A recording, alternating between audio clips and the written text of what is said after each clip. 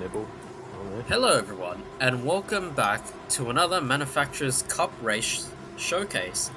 Now, you might be a little bit confused because you're probably asking yourself, hey, Rash, there is no Manufacturers Cup season running. Well, what you on about, mate? Well, this is a race around Grand Valley, and this Break is a lot when Grand earlier Valley after, first came out.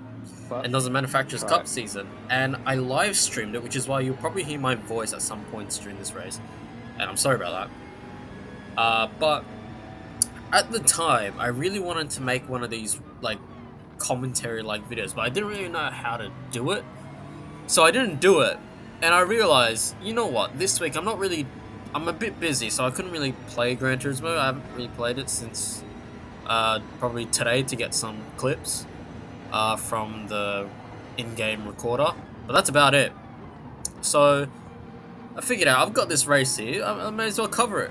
So Closing speed. Grand Valley, difficult track to overtake, 17 laps, you gotta use both mediums and softs, and this was a long time ago where in Group 3, the car I'm driving now, the BMW, wasn't really that great. Or not really great, but it was kind of alright compared to today, as you'll see later on. So this was also back when the Group 3 cars were like hella busted in the straight line and were quite tail happy. As we go down towards the bridge here, we're all kind of squabbling. Not really something you see today. As we go down towards the tunnel, and as the camera pans out, we're 4 wide going down into the tunnel, which is never a good idea. What was that? 4 wide. And I'm on the outside here, so I'm kind of get pretty much shuffled wide, and I'm really fighting my way to try and get back into line here. As the Huracan lets me back in, and I'm in 5th position, exactly where I started. And you'll see those McLarens, one of them is going to get a penalty, so that's pretty alright. That guarantees that I'm going to pass them. Yeah, you'd think that. Anyways, just like the Manufacturers Cup season that we just had now, the field or the qualifying times, once again, really close. Except this one, I'm in the top 5 in qualifying, something I didn't really achieve last season, but pretty sure that's because the competition is way more stronger. Because again, this was 2 years ago, 2023. The competition was a lot less, but still really, really high though. No, but yeah, I don't know. I'm chatting. I don't want to say that word. I'm trying to lay off the swears. Anyways, as I go down towards a hairpin, the one with the penalty just goes for an instant dive bomb, and I try and capitalize on it, but it doesn't really work out, and I hit the back of the McLaren, the orange one. And you'll see, players are a lot less patient than they are nowadays, especially if you've watched the Manufacturers Cup races from this season. As you go through the infield, this BMW stinks around the infield. I guess some things don't change. 2 years ago, this thing wasn't great in the infield. 2 years up to this day, still not great in the infield. Anyways, McLaren serves the penalty, and you'd think, alright, yep, easy. Off we go. And I break on my marks, and that McLaren just sends it, and kind of pushes me wide. I'm like, alright, that's kind of annoyed me a little bit. As you go through the chicane, and I get a little bit of oversteer, and that allows the Huracan to kind of catch me, and he's on my inside now, going to the tunnel, which is never really a good thing. But I'm pretty sure he lifts and lets me through at some point, I think. As we're side by side, actually, and there we go. He finally kind of lifts. Or was that because the Huracan was slow? Because I know the MRs that I drive now, like the Huracan and the R8, were really bad. They were horrible, which is why I religiously use them, I think, after this season until now, because they were just so bad, and I just thought it'd be funny to just use it and beat people with it. But not much really changes from then. I kind of lose pace to the 2 McLarens as I skip to lap 8, and I'm still in P8. One more lap on these P5. tires. Okay, Sorry. yep. McLaren's on softs. That's reassuring. So probably beat him. Thank you. Pass me. Maybe. I don't Anyways, know. you see Got my people mouth. in the back. Potatoes They're goes pitting every time already.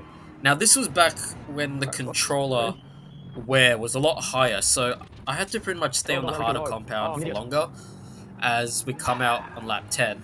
And I'm still ahead of them, so their undercut didn't really work. However, as you see, the McLaren there just goes into the wall.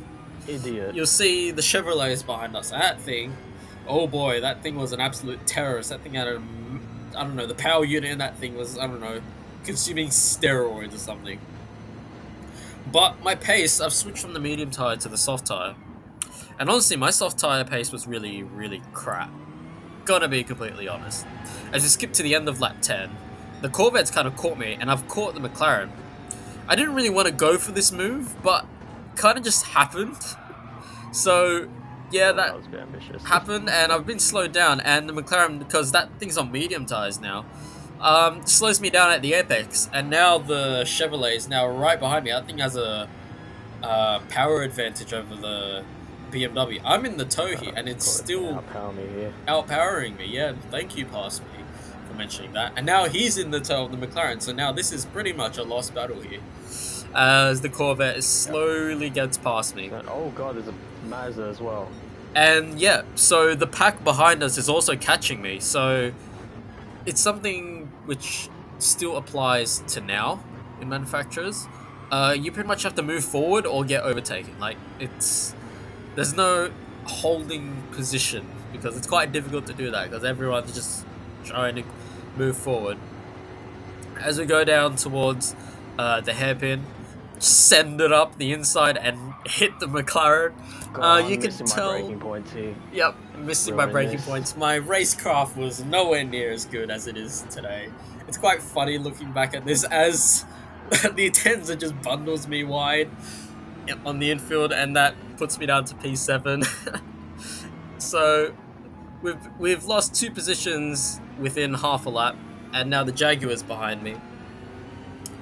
And we're going down towards the long S curves, going to our English rash, going towards the bridge, as that Corvette is going to serve its penalty about now and go to the back of the pack. But now that McLaren that's in front, I know because he was the one who started the race on soft, and I was on medium, so now he's kind of holding all of us soft tire runners up now, and we all really just want to get past him as we go through the final chicane and down onto the second bridge. I'm trying to think of corner names or corner numbers, but they're not really coming to me. As we go to the wider view, the TV camera view, as I like to see, or I like to call it, look at the variety of cars. They're all in one line here. McLaren, Atenza, BMW, Corvette, and Jag. As I go up on the inside of the Atenza, but the Atenza just chops across me here and takes out the McLaren and forces me onto the curbs, and somehow none of us crashed. We all kind of just hit each other, but none of us crashed.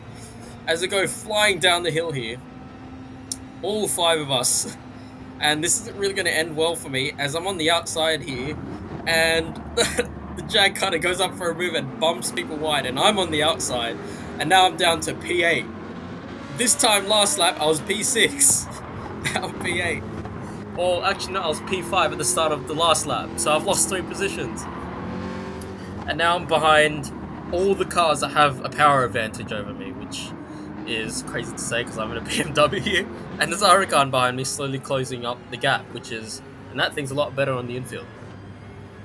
As now we go down towards the 2 S's, and somehow the Jag has picked up a penalty, crossing the white lines. That's really the penalty around Grand Valley. As he pulls to the right, and I'm side by side with the Chevrolet now, and I don't want to lose that group ahead, but the Corvette goes kind of around the outside of me, or tries to anyways, and he makes it work. And now I get a little bit of a bad run, and now I thought I was under threat to that Jag, but it's gone off the track there, hit dirty, hit the dirt. And that means but now, Corvette can just go that Corvette, with its power unit, just tries to go around the outside of 2 cars here. He does it around the outside of the Atenza and is sticking it on the outside of the McLaren. Now remember, that Corvette also has a tire advantage over that McLaren, so it's going to try and go around the outside in this really fast first sector. And it just works. That driver just has massive balls to try and make that move. And kudos to that McLaren. Kept it really respectful, but whilst keeping it respectful, he's got a half-second penalty, which means he's going to go backwards. So now I just need to stay somewhat close, and I should be able to pass him by the penalty zone.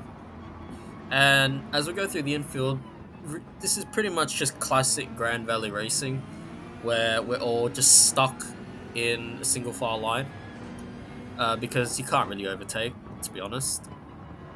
As we go through the two S's, God, I've said the two S's a lot throughout this video.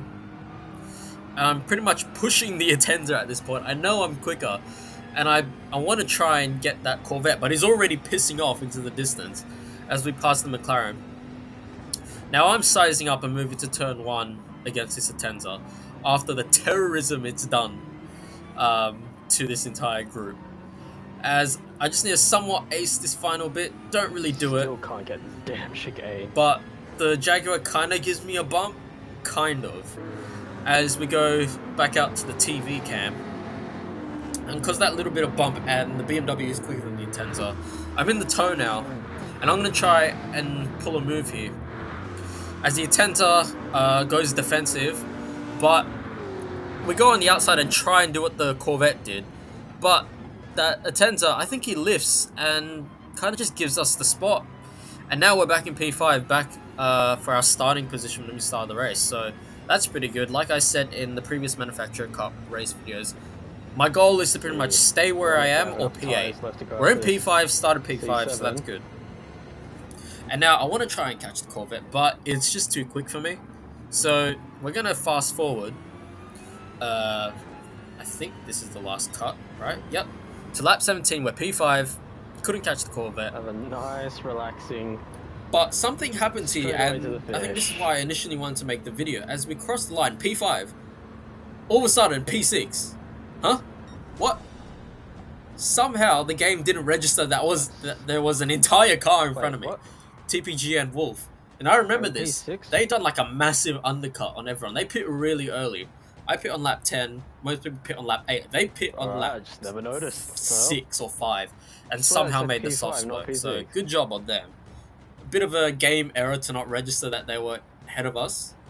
But yeah, overall a pretty good race. And Am I going crazy? yeah, this race kind of came in clutch when this week I haven't really played Gran Turismo 7 to make a video. So thank you for watching, and I will see you guys in another video.